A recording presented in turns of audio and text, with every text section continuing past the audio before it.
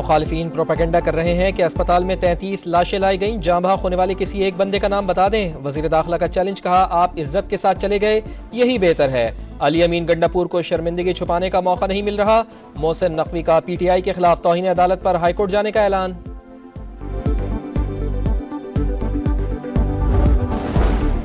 इस्लामाबाद में grand operation के बाद पुलिस का एक्शन। मारगला और मुल्लिका इलाकों से 150 मुल्जिमान गिरफ्तार। डी चौक और ब्लू एरिया से 500 से ज्यादा अफराद पकड़े गए। रावलपिंडी, अटक, चकवाल और मरी में भी छापे।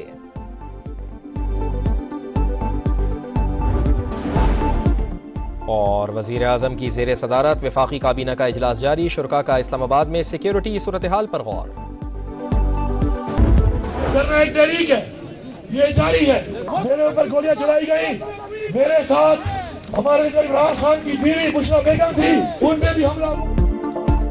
फोर्सेस की जानिब से सीधी फायरिंग की गई। हमारे मुतादिद कारकुनान शहीद हुए। वजीर आला खैबर पख्तूनख्वा अली अमीन गंडापुर का इल्जाम, कहा बानी PTI की कॉल तक धरना जारी रहेगा।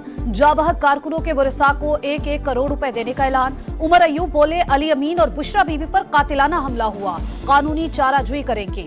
रेंजर्स और पुलिस एहलकारों की शहादत की इंक्वायरी का मुतालबा।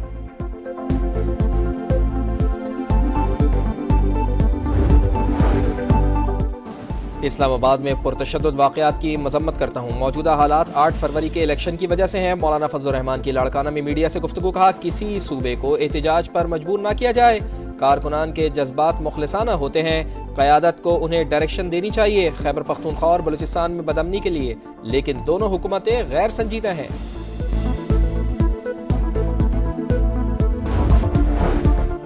कंटेनर में एहतिजाज और हमले की सारी मनसूबाबंदी थी। जली हुई दस्तावेजात का फॉरेंसिक कराया जाएगा। पता चलाएंगे कि कौन से सबूत मिटाए गए।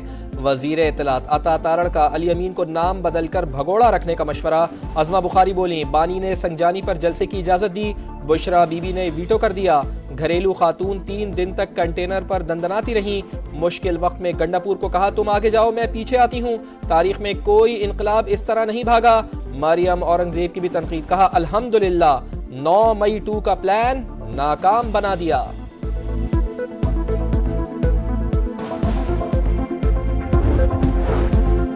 अली अमीन गंडापुर को कुर्बानी का बकरा बनाया गया। वजीर आला के सिवा कोई लीडर सामने नहीं आया। बैरिस्टर गौहर और सलमान अकरम राजा कहां थे? शौकत यूसुफजई ने सवाल उठा दिया, कहा PTI लीडरशिप ने मायूस किया। फैसले का इख्तियार नहीं था तो कारकुनों को क्यों लेकर गए? तहकीकात होनी चाहिए। डी चौक को क्यों चुना गया? वफाकी हुकूमत ने मुज़ाकरात का कहा तो क्यों नहीं किए?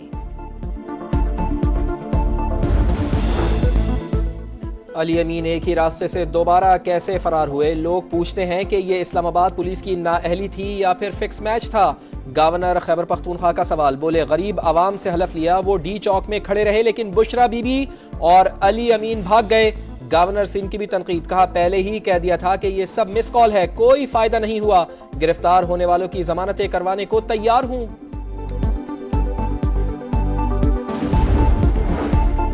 आईनी बेंच ने PTI एहतजाज के दौरान हलाकतों पर अज खुद नोटिस लेने की इस्तदा मुस्तरद कर दी। गुज़िश्ता रोज दोनों एतराफ से हलाकतें हुई। अदालत ऐसे वाकयात पर अज खुद नोटिस ले सकती है। Additional advocate general Khyber Pakhtunkhwa की दरखास्त, सुप्रीम कोर्ट में पेश होकर सियासी बातें ना करें। जस्टिस मुसरत हिलाली ने सरजनिश कर दी। जस्टिस अमीनुद्दीन खान ने कहा जो मामला हमारे सामने नहीं उसे कैसे देख सकते हैं?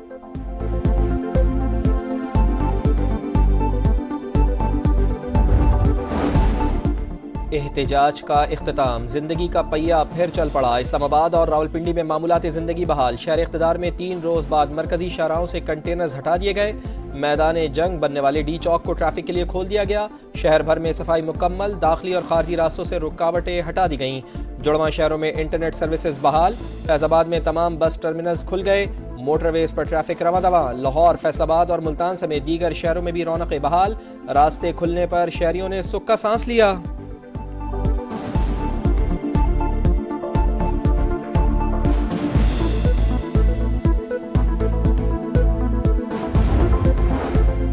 स्टॉक मार्केट में नई तारीख रकम, पहली बार 99,000 पॉइंट्स का संगे मील उबूर करके बंद हुई। 4,975 पॉइंट्स इजाफा। 100 इंडेक्स 99,269 पॉइंट्स पर बंद।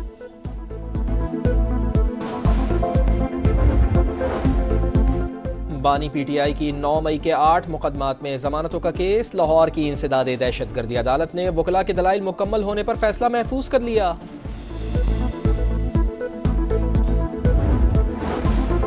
नवाज शरीफ का मरी में सदर बेलारूस के एजाज में जोहराना। दोनों ममालिक में तिजारत, सरमायाकारी और दो तरफा ताउन को मजीद बढ़ाना चाहिए। लीगी सदर की गुफ्तगू। मुअज़्ज़िज़ मेहमान की मुख्तलिफ शोबों में ताउन की पेशकश। दौरा मुकम्मल करके वतन रवाना।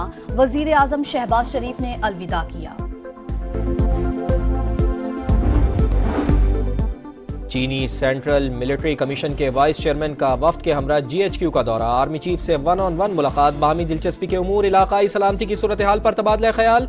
खित्ते में इस्तेहकाम, दो तरफा दिफाई ताउन के फरोग पर बातचीत। सिपा सालार का चीनी क़यादत की तरफ से पाकिस्तान के मौक़िफ़ की हिमायत पर इजहार तशक्कुर। मुअज़्ज़िज़ मेहमान ने यादगार शोहदा पर फूल रखे। गार्ड ऑफ ऑनर पेश।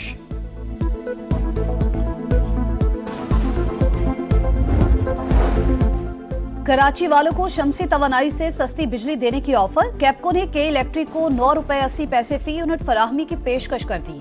पाकिस्तान स्टॉक एक्सचेंज को बजरिया खत आगाह कर दिया।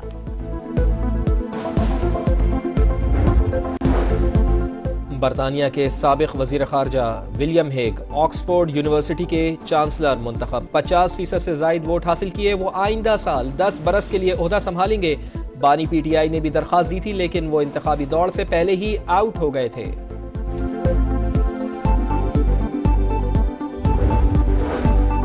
हिजबुल्लाह और इसराइल के दरमियान जंग बंदी मुआहिदा। सेहूनी फौज ने जनूबी लेबनान छोड़ने की हामी भर ली। हिजबुल्लाह भी पीछे हटने को तैयार। सरहद पर सिक्योरिटी लेबनानी फौज संभाल लेगी। बैरूत में जश्न का समा। लोग हिजबुल्लाह के झंडे लेकर सड़कों पे आ गए। जनूबी लेबनान के शहरियों की घरों को वापसी।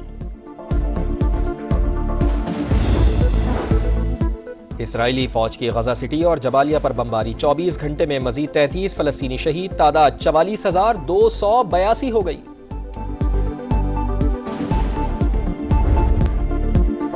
ट्रॉफी का हकदार कौन, फैसला कल होगा। पाकिस्तान जिम्बाब्वे सीरीज का फैसला कुन मार्का। 3 मैचेस की सीरीज 1-1 से बराबर। आखिरी मैच से पहले शाहीन फिटनेस मसाइल से दुचार। अहमद दानियाल वनडे के साथ T20 सीरीज से भी आउट। अनफिट शाहनवाज ढानी की भी छुट्टी।